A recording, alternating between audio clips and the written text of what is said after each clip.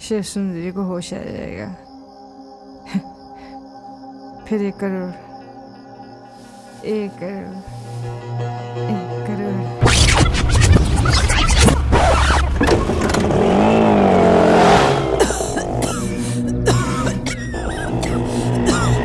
कब लौट आएगा मेरा पैसा? मैं लौटा देगा भाई पैसे। 1 करोड़ की लॉटरी लगी है। मार मार मार मार मार मार मार मार मार मार वही दिन क्यों घट रहा है? सावकाश रे दुनिया। दिन रात तेरी आई का पात सुबह बस। बस पुष्पा, कुछ भी बोले जा रही है। झूठ बोली मैं। इतना बरस हो गया हमारे लगन को। बच्चा कर सकते हैं? नहीं। तेरी आई के इलाज में सारा पैसा चला जाता है। माता तो जिंदगी खोट ले। घटे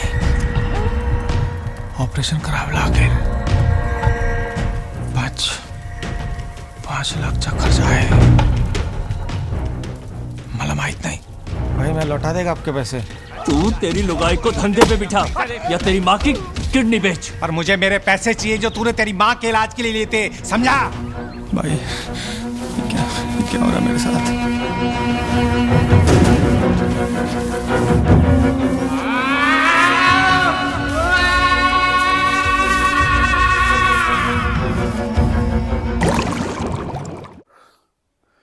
दोस्तों, आज यात्राग्राम का दिन है 196 और 4 दिन बाद होने वाले हैं 200 दिन, 200 ब्लॉग।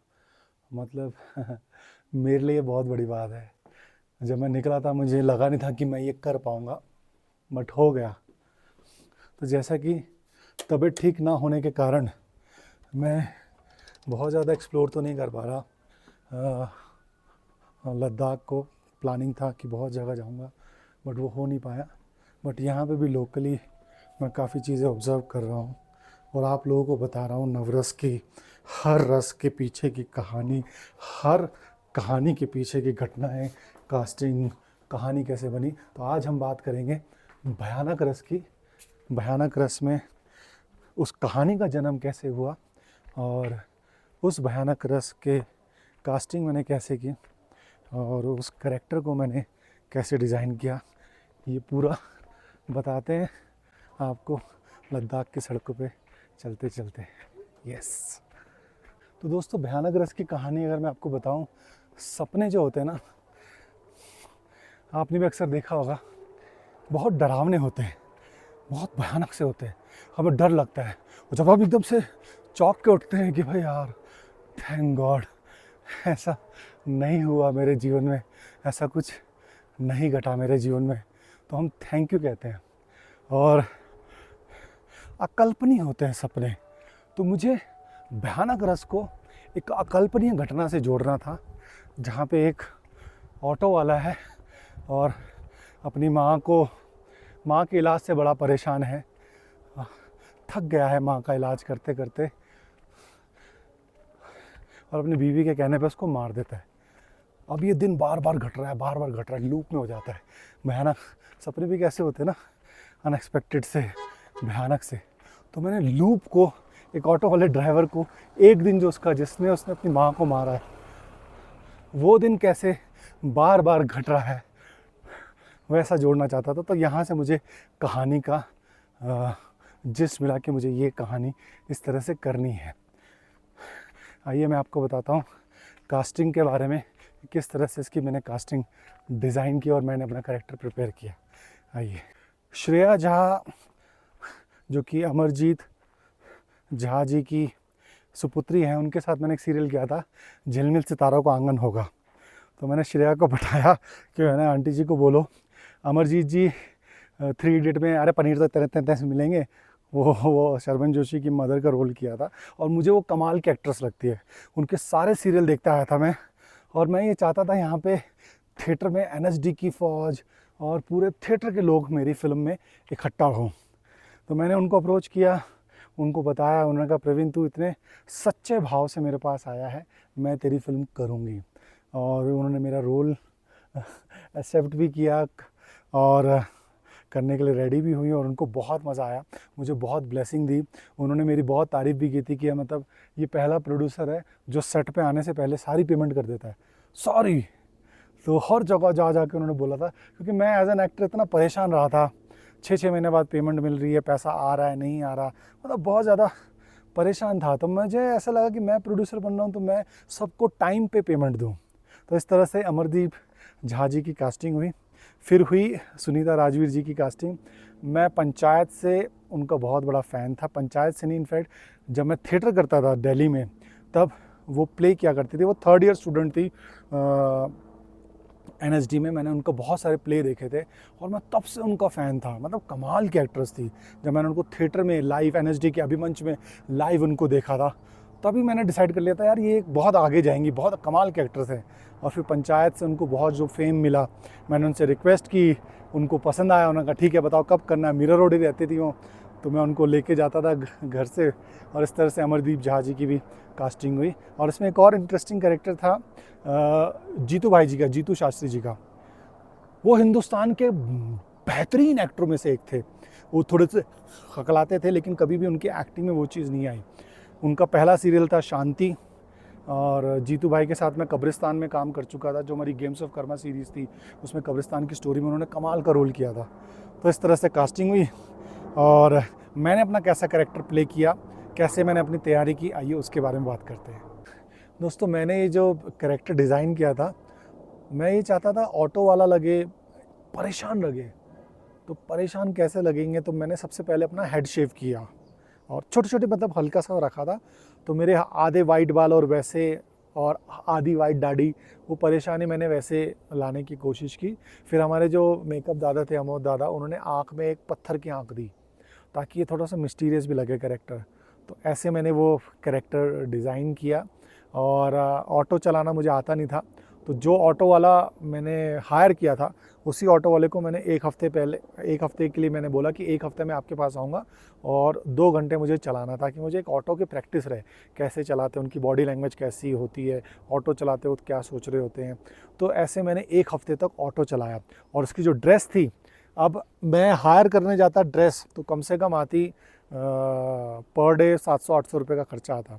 तो मेरी वाइफ जो कॉस्ट्यूम डिज़ाइनर थी, उन्होंने कहा कि भाईंदर चलते हैं, वहाँ पे ना फट्टे पे बहुत सारी ना सेकेंड हैंड कपड़े लगे रहते हैं। तो मैं और मेरी वाइफ गए और देखा हमने वहाँ पे फट्टे पे ऐसे मतलब ड्रेसेस थी।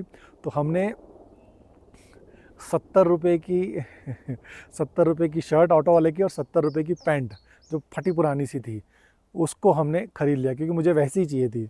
और हास्य रस में जो जैकेट पहनी थी मैंने, वो हास्य रस का कैरेक्टर की जैकेट भी मैंने वहीं से ली थी 100 रुपये की। इस तरह से हमने बजट को कंट्रोल में रखते हुए ये सारी चीज़ें हमने की थी और ऐसे ऐसे ये कैरेक्टर तैयार हुआ। अब अगेन ये मेरी पर्सनैलिटी के अलग था कि कोई अपनी माँ को कैसे मार सकता है, वो कर सकता है। तो उसकी साइकोलॉजी मैंने लिखने, मतलब जो मैंने सोचा कि किस हद तक परेशान हो गया पैसों को लेके, कि जी इसकी सोच यहाँ तक कैसे पहुँची, ऐसी वो कौन सी घटनाएं घटी, ऐसी वो कौन सी 100-200 घटनाएं मैंने लिखी कि ये इस लेवल पे पहुँचा कि चल ठीक है, अपनी बीवी के कहने पे अपनी माँ को मारने के लिए रेडी हो गया। तो वो घटनाएं बिल्डअप, कोई भी आप निष्कर्ष होते हैं, कोई आदमी सुसाइड भी करता है तो उससे पहले 500 बार सोचता है, 500 बार घटती है, 500 बार कोशिश करता है। उसी तरह से इसके साथ क्या क्या घटा, किस तरह से फाइनेंशियल प्रॉब्लम आई, किस तरह से गुंडा इसका पीछे करे जा रहा है, तो वो सारी चीज़ें रखते हुए मैंने इस कैरेक्टर की डिटेलिंग और इस कैरेक्टर को डिज़ाइन किया, जो कि बहुत खौफनाक लगता है। आप देखते हैं तो बहुत ही मिस्टीरियस, बहुत ही अलग तरह की एक कहानी है, आप देखेंगे आपको बहुत मज़ा आएगा। तो अब मैं आपको बताता हूँ कि मैंने जो ये प्रवीण इंगोनिया all India 365 days 99 character hunt की जो राइड चल रही है, इसमें भयानक कहानी मुझे कौन कौन सी मिली, जिसको मैंने शॉर्टलिस्ट करके रखा हुआ है कि ये मुझे पिरोनी ही पिरोनी है 999 कैरेक्टर्स में। आइए मैं आपको वो बताता हूँ। दोस्तों भयानक रस की जो मुझे कहानी मिली है इस पूरी यात्राग्राम की जर्नी में, जो 6 महीने मैंने बिताए, इस जर्नी में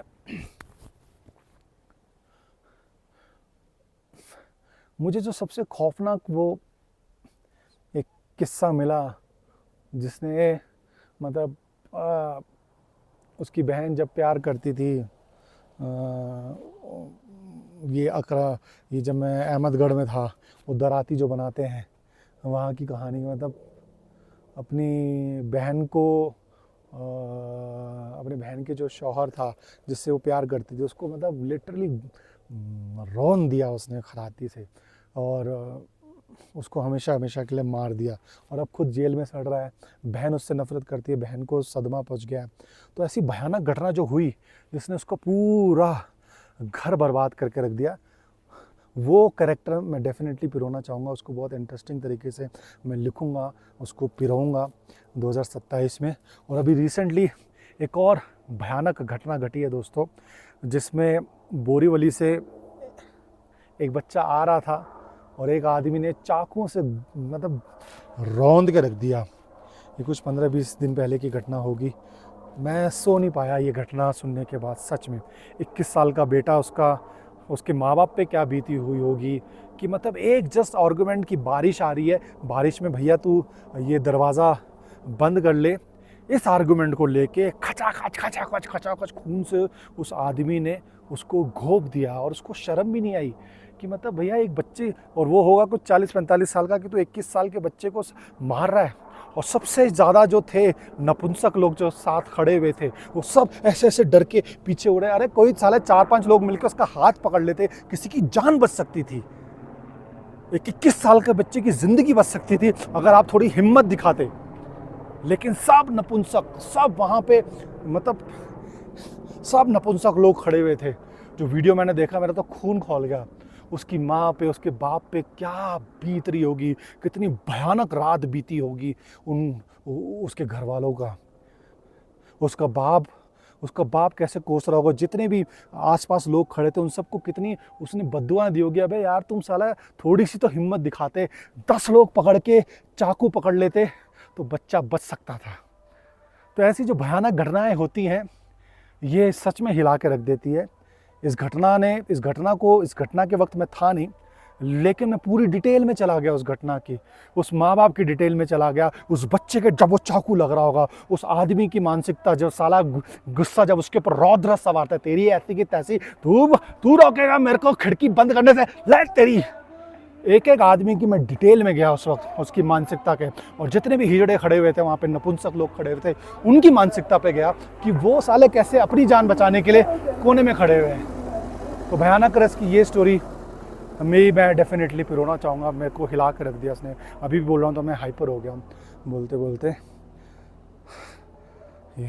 तो दोस्तों, अभी तक आपने नवरस कथा कोलाज नहीं देखी तो प्लीज़ उसको देखिए, 9 लोगों को फॉरवर्ड कीजिए, बताइए। एक अच्छी फिल्म है, 9 कहानियाँ हैं। और